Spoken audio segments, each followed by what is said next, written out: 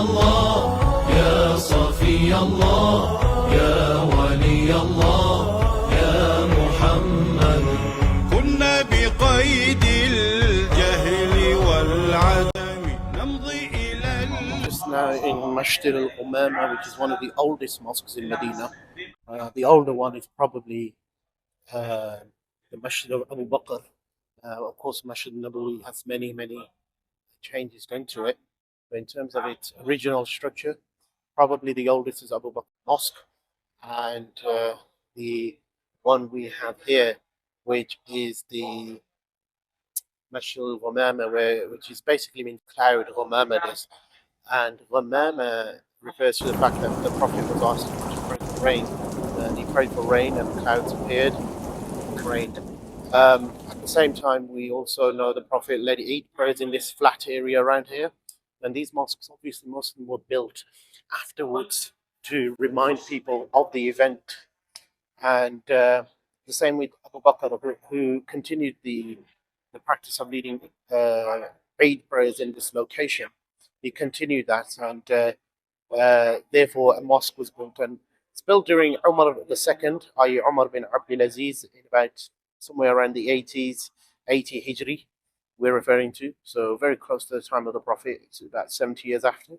And this mosque has been renovated, of course, by various people, most recently the Saudis, of course, but the Sultan Abdul Hamid, the Ottomans, prior to the Ottomans, the Sharif of Mecca, and others, the Abbasid. So this is the mosque of Ghamamah. Let's have a look at it. So as you can see, it's very simple. And this is how the most original early mosques were. Very simple before, of course, you see Al-Aqsa and others. They're quite ornate, and that's probably inspired by the Byzantines. But this particular mosque, very simple, stone and everything. But it is an old mosque. It does have the feel of being part of the original early structures of Medina, and there's very few of those left. So this is the Masjid al Ghamamah. There's a bit of a lecture going on also. The mosque has its own speaker system, so it does not interfere. Before it was closed, they had the mosque closed, and now they've opened it up where people can pray, which is good. And they've preserved it to an extent, although the expansion projects of the mosque are still continuing, so we shall see.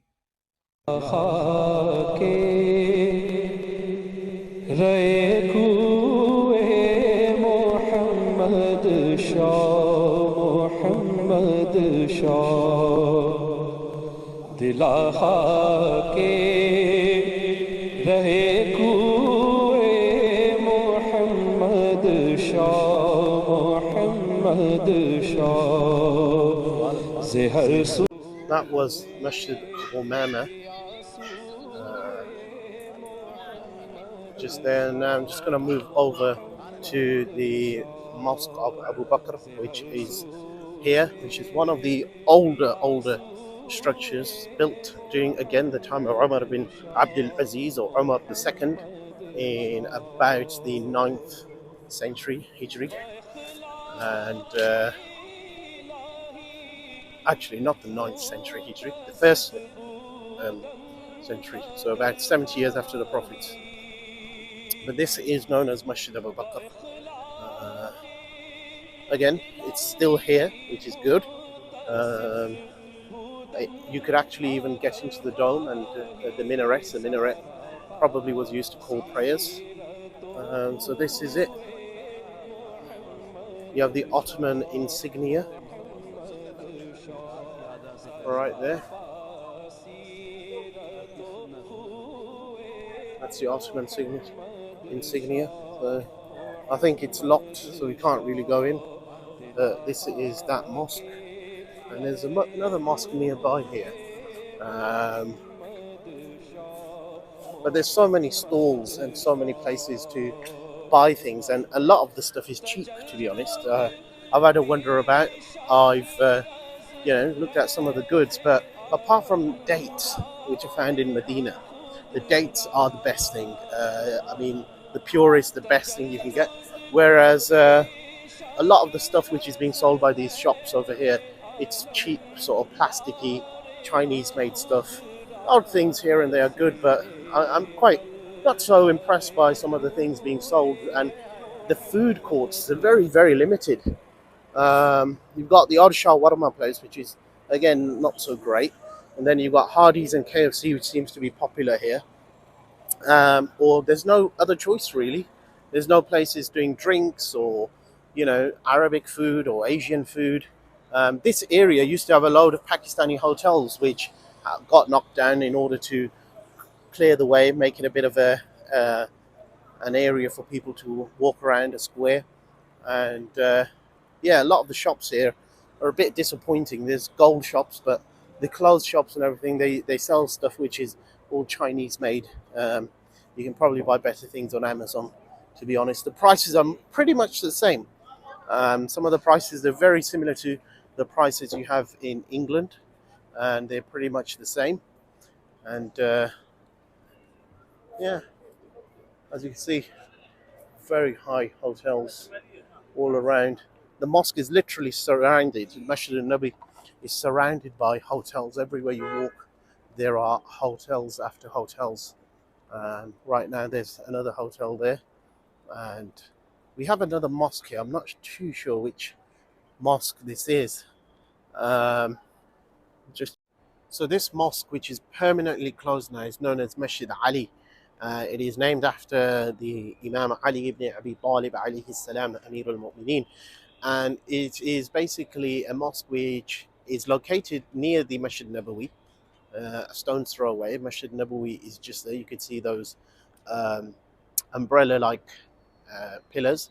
You got the Masjid of Abu Bakr there. You have the Masjid al Ghamamah just behind. You can see the domes right there, and here you have the Masjid of Ali. And basically, this mosque has significance because it was, they say, Ali ibn Abi Talib alayhi salam used to live here also. They also say he continued with the tradition of leading Eid prayers in this sort of locale, and he used to lead them about there when he was the caliph. And also they say the Prophet sallallahu alaihi wasallam welcomed him back to Medina when he had come back from a successful battle. I think it might have been Khandaq, the Battle of the Trench, and the Prophet came to welcome him at this very location. And like I say, he would also potentially, I think he lived here. But this mosque is permanently closed. There's not a huge amount of information about this mosque. As you can see, it's all, maybe it's being renovated, I'm not sure, but it's permanently closed. You can't see what's inside and what it's like. Of course, again, it's a modern structure. Wasn't there at the time of Ali. All this, probably nothing was there. It was just a flat area, and then of course buildings were built as reminders to what was going on here. So here's another view of Masjid Ali ibn Abi Talib alayhi salam, which is continuously closed. Obviously, I think it's being renovated, so that's a good sign. At least it's not going to be knocked down. It's a good sort of memorial place. So this is the mosque of Amir al-Mu'mineen alayhi salam, and it's being renovated.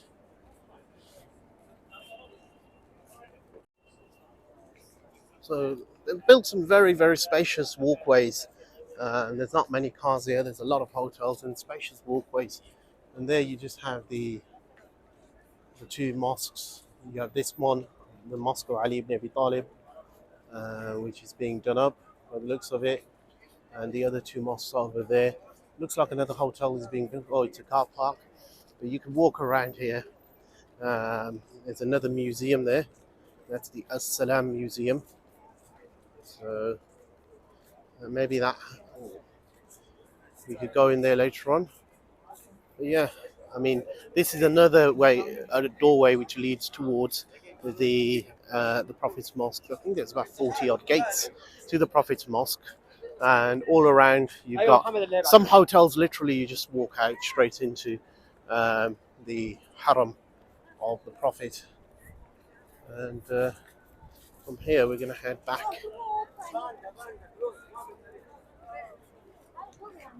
And that's the Prophet's Mosque just there.